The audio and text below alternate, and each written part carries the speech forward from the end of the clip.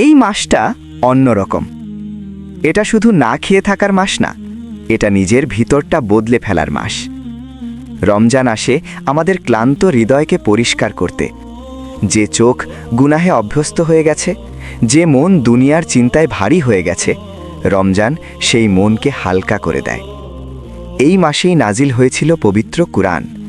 এই মাসেই আছে এমন একটি রাত যার ইবাদত হাজার মাসের চেয়েও উত্তম।